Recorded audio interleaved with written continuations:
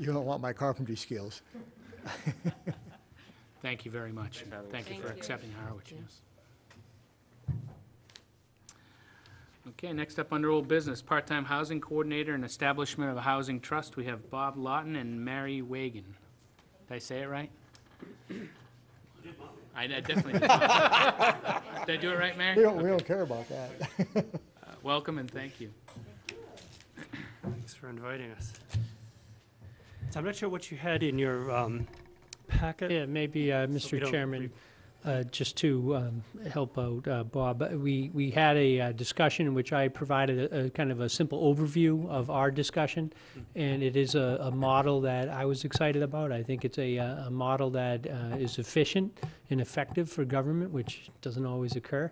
But I thought that there was some questions about how does it work in practice. So maybe you could talk a little bit about how you set it up, your experience, and the one thing that caught my attention, your success rate. You've been able to really do some good work on a consistent basis. So maybe you could talk a little bit about that.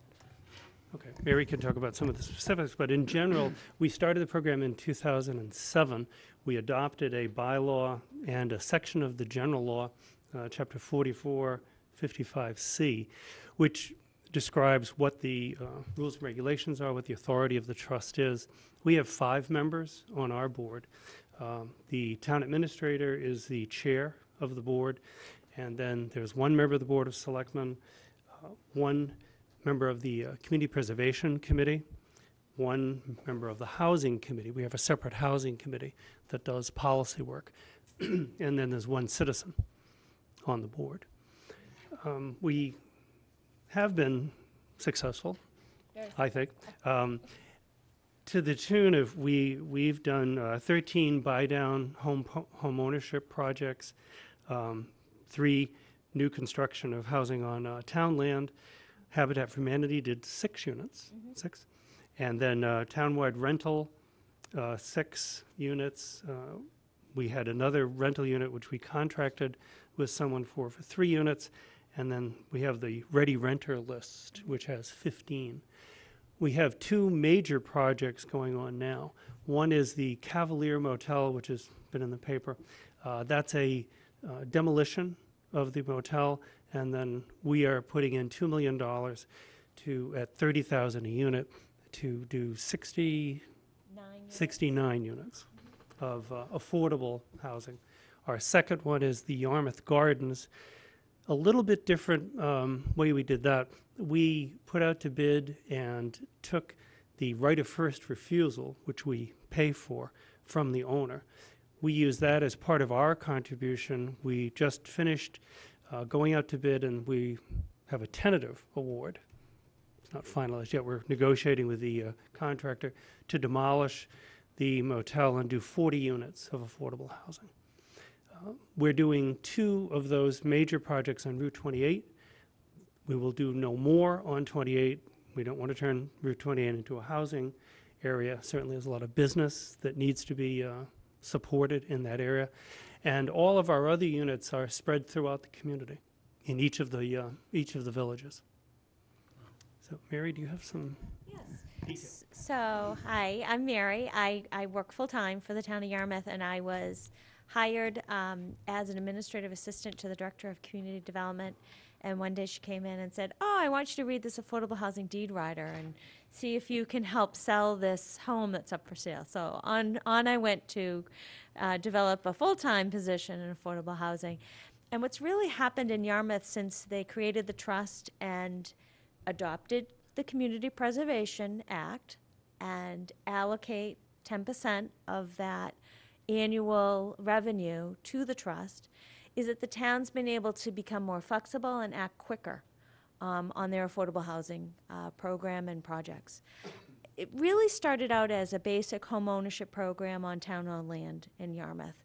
Now you're talking about scattered site home ownership, still doing home ownership units on town-owned land, but also through the trust and the community preservation program, nonprofits can apply for funds to acquire land for new construction. Additionally, we've been able to expand into affordable rental units and high-quality ones. again, on town-owned land or through direct applications from private, so you have that private-public partnership. We've also been able to act very quickly if any of our existing affordable units get in trouble. So you probably have some affordable units that were created a while ago. Sometimes those deed riders get outdated. The weaknesses come up when things go for resale or if they're threatened by a foreclosure. This way, the trust has been able to step in and exercise its right of first refusal, grab those units that are expiring, and keep them. Also, some units are not as well kept as other units, so the trust has been able to come in and kind of fix major repairs so that the unit can stay a viable unit. So it's flat, it's fast and flexible having an affordable housing trust. I do recommend that you have somebody from your select board on the trust, and also link that to other major departments or committees in your town. It just seemed to work well. The number of 5 seems to work really well in Yarmouth. I live in Mashpee. They have a trust of 9. Just seems to be a little bit too big. So, yeah. Have to get a meeting day. And we've been able to, as Bob said, put on some serious units onto our inventory. I believe that you're at 5.4% in your subsidized housing inventory out of the 10% goal. We're at 4.5, so we're trying to catch up to you guys. We've brought in 53 units of housing through the trust, and we have 150 planned. So that's significant. And I think it's, because the town thought so carefully about how the trust would, come about, and also how it would be capitalized every year. Yeah. Great. Thank you very much. Start with Janelle. So I just have a question about when you were offering home ownership on the town-owned land, you had a house built. Was it a similar model as the Habitat model in that the housing trust actually maintains ownership of the property or the deed? If the homeowner wanted to sell, it goes back to you?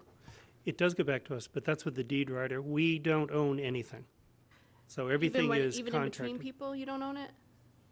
Not unless there's an emergency. Okay, okay. So there was one that went to foreclosure. We stepped in, and we actually went to the auction and bid on it and owned it for a while. We didn't like doing that. So we actually tried to partner with nonprofits to do that. So Like Habitat? Habitat or HAC, or there is Building Dreams Incorporated that does our rental. So, you need to develop that partnership with local nonprofits and regional ones to see who will step in and hold it for you. Once you own a property, all sorts of procurement and requirements on wages kick in. So that's one thing we learned early. If we own it and we want to rehab it, we have to do prevailing wages. If we partner with a nonprofit, they're more flexible. For example, our trust was actually buying buy-down units and selling them. It didn't give us the flexibility to negotiate on the purchase price. So we've changed that to partnering with Housing Assistance Corporation. They're now administrating our buy-down program. They can bargain on sale price. Whereas, as you know, when you procure something, when you're procuring something to acquire something, it's like you have to announce what you'll pay first. So it's hard to negotiate with the seller of a single-family unit on the price when you've already told everybody what you're going to buy it for. Right. And then you had said for some of the rental units, when you have to go in and make repairs, is it a town repair, or are you working with local contractors, or does the nonprofit take care of actually hiring somebody? Ideally, it's the nonprofit that's doing that. So they may come to us on an annual basis and say, oh, we'd like to have this type of budget, or we'd like to run this multi-year program. This is our budget. we'll put the money aside in our munis accounting, and we reimburse them for the expenses. But it's not the town themselves going out and doing the repair, because we don't own it. Okay. It's a partnership with a nonprofit. And it's different nonprofits for different properties, it sounds like. We, It yeah, could be, yes, we, depending yeah, on the bid. we have 3 or 4. Mhm. And they all have a different primary mission, right? Or they service a different affordable population, you know? So we've pushed the envelope with some of them, asking them, hey, we need you to do us a favor and hold this property for us. But it seems to be working. So, you know, it's Harwich Ecumenical Council for Housing, you know? Housing assistance. And then we have 2 local Yarmouth-based nonprofits. One is Our First Home, which does the home ownership, and the other one is Building Dreams, that does the rental. Habitat is also a very strong partner, but they're kind of more regional. They're not Yarmouth-based, although they're extremely supportive of our affordable housing in Yarmouth. Sounds great. Sounds like it would be a great program to model. Thank you. Don? Not so much of a question, Mr. Chair, as a comment that I agree with Janelle. I'd like to see us pursue this model. Thank you, Don. Julie? Yeah, I agree. I'd love to pursue the model, and I do have some questions. It sounds fascinating what you've been able to accomplish. And in terms of the projects on 28, the density that you were allowed, is that based on the number of units that were in those motels at the time? Was that through a special permit? We have, so when we started, well, when I started, we were also, the Department of Community Development was also looking at Route 28 and revitalizing Route 28. And one of the initiatives was the motel bylaw, where motels could redevelop as motels, they could repair themselves as motels, improve themselves as motels, or the motel owner could completely, you know, get out of the motel business and do mixed use with housing. And the density that was allowed is 16 units per acre. And so how we got to that is we kind of did a hodgepodge analysis of what was on the ground right now for the motel units.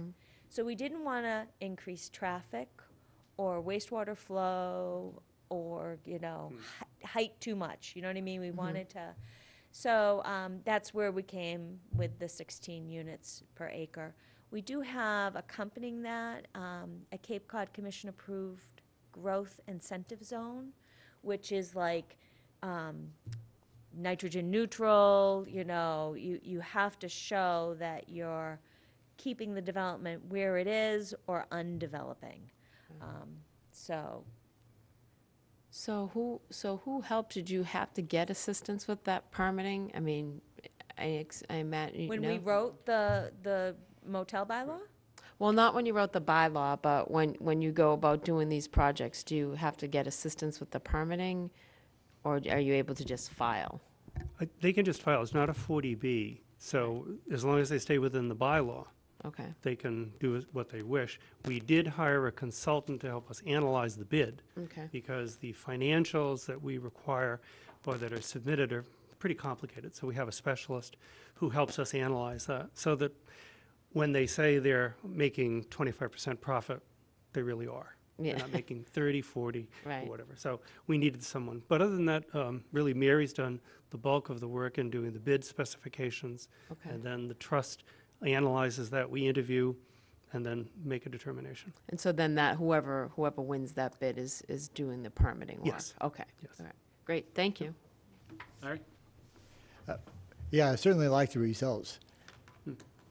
I'm a little, I'm interested in the process. If you can explain that a little more, because it sounds like you get money from CPA, for instance. Now, when that goes into the trust, is that approved at town meeting, or how's that? Yes. And when you spend it, can you just walk me through the Sure. process of how, you know, how We it have works? two ways we receive funding. One is the 10%, which is guaranteed under the CPC. That amounts to about, in our case, $288,000 a year. That pays for some general thing, Mary's salary. It pays for some money we set aside. So that's a general, basically kind of a general Right. transfer to you from CPA. Yes, at town- CPC votes on that. And then town And meeting town meeting votes, does. and we explain, if we need to, what the details are of that. Then if we're doing some major projects, such as the Cavalier property or the Yarmouth Gardens, that's a separate article in town meeting with the appropriation from the CPC. And hopefully fully explained at town meeting. And that goes back, though, in the same process we would use. Yes, sir. Then it comes into the trust, and then we are required by the CPC to report to them every year, some cases every 6 months, depending on the amount of money. On the Cavalier, they were it was a lot of money. It was $2 million. And so every 6 months, we would go in, here's where we are, here's the bid document, and we do have a member of the CPC on the trust who can take back the direct report. So people don't see this as being redundant to CPC. No, because the trust, under the general law, has certain authority to buy and sell property, to control property, make awards, et cetera. It speeds up the process. That's one of the advantages of the trust. I like the focus. I You just trying to don't, see how it goes. If you had to go to town meeting, then by the end of 3 months, if you're really, really quick in getting a town meeting called together, you might lose the property. Yeah. So in this case, the trust can act very quickly. And I think there are enough controls on us. It's not just, Yeah. here's some money, go ahead and have a nice day, see you in a year. And But that's the process. Town meeting is involved, certainly the accounting office is involved, and all of our meetings are public.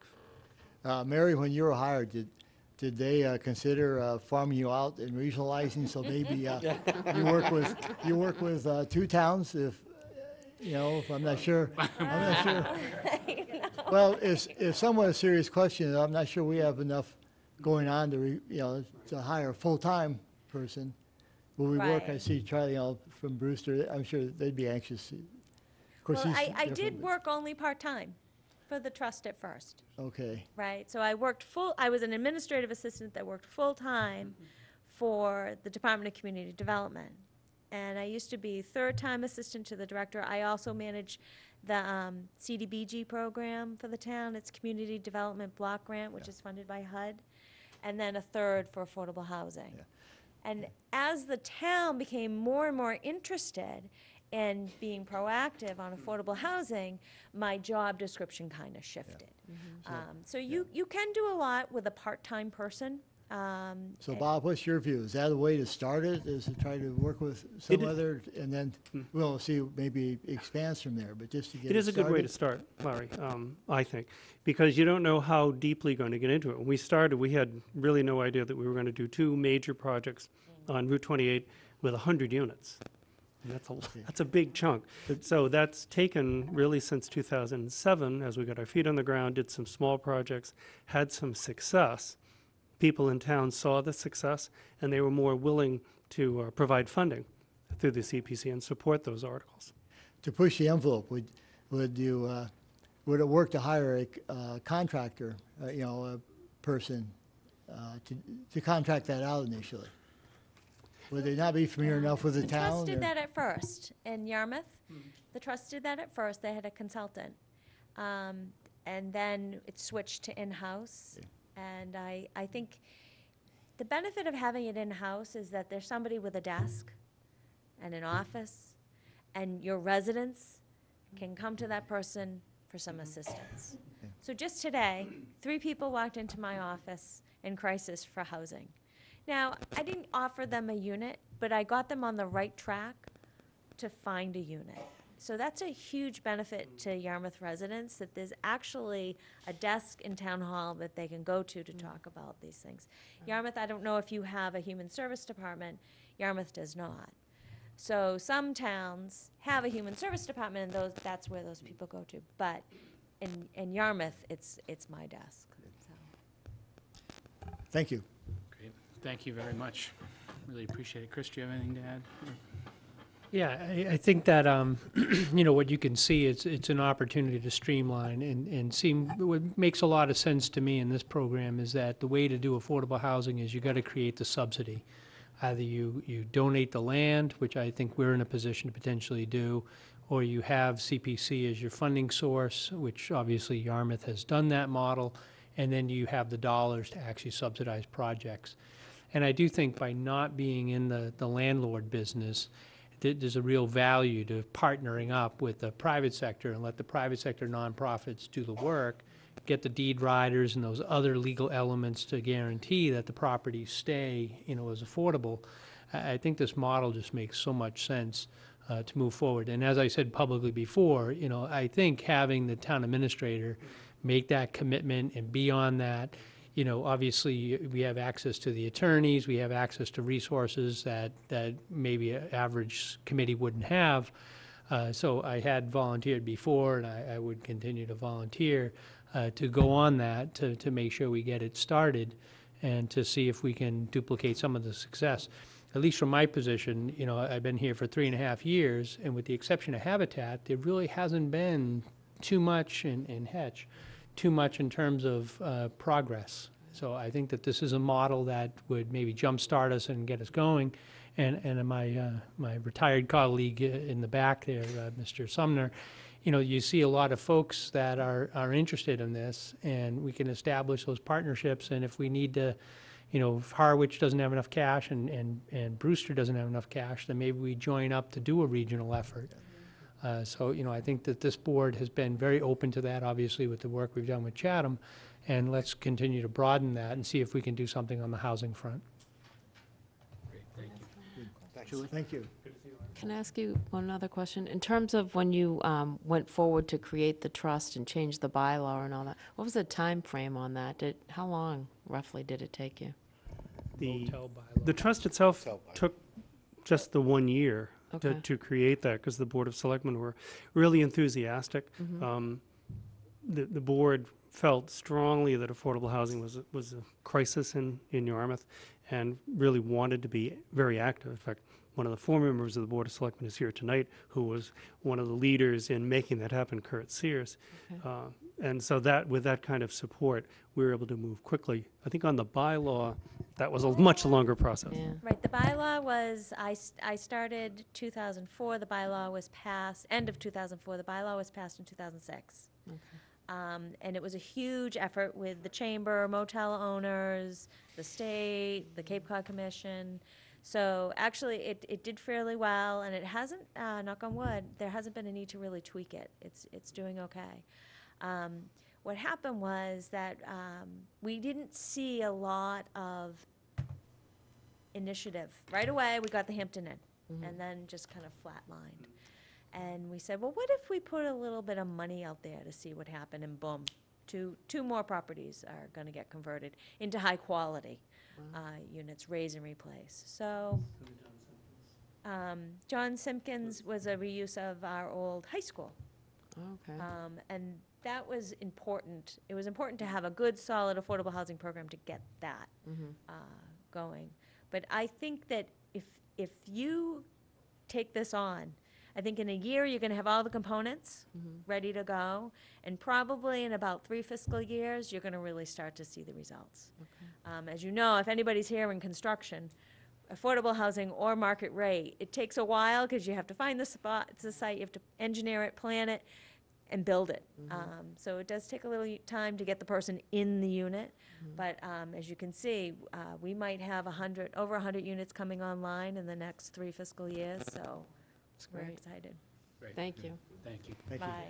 Chris, what do you need from us to pursue this? I think the I consensus think we have was- the bylaw, which we borrowed from the Yarmouth model, and I think really that's the key piece. And then we'll put together a presentation, which I think you guys had shared a presentation with me before, so we'll do a Harwich version of that to present to town meeting, outline what the concept is. And then we will prepare a application for CPC